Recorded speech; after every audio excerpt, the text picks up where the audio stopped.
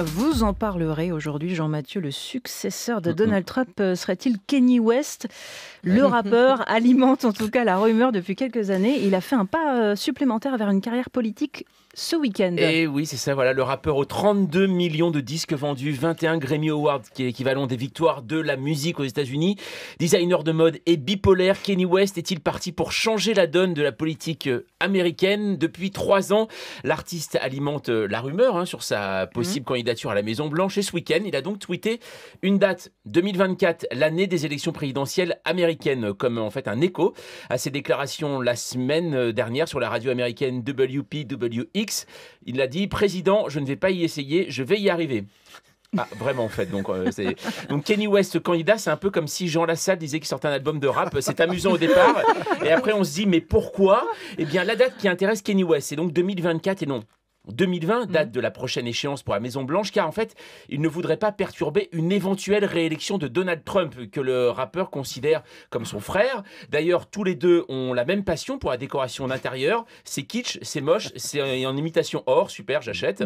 Kanye West a pris en exemple le milliardaire pour sa réussite et sa prise de pouvoir. Lui qui a si bien réussi dans beaucoup de domaines, Kanye West qui a marqué l'histoire de la musique, se dit: si Donald Trump le fait, pourquoi pas moi? Et la recette est la même, notamment sur la provocation. D'ailleurs, il y a quelques idées. Son programme à Kanye West serait basé essentiellement sur la santé. Les hôpitaux qu'il connaît bien, on l'y soigne pour ses problèmes mentaux, donc c'est assez rassurant. Et puis le rappeur de Chicago se dépense sans compter. Il produit minimum 5 albums par semaine, imagine une cérémonie de récompense de films pornographiques, et a tweeté par exemple que l'esclavage était un choix. Bref, autant vous le dire, l'élection de Kanye West est pour la presse, ça serait un peu comme comment vous dire, un panda, voilà, dans une réserve de bambou, une véritable orgie en fait. Le rappeur ira-t-il jusqu'au bout? Alors nul ne le sait, mais il sait faire parler de lui, comme de son couple avec Kim Kardashian. Influencera-t-il le personnel politique mondial? Vous vous en souvenez de Laurent Wauquiez qui n'hésitait pas à faire du Trump?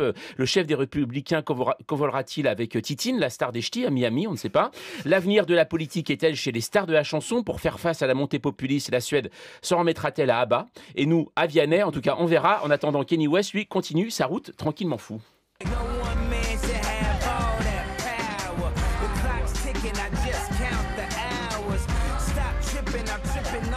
Et il continue aussi ses coups de com'.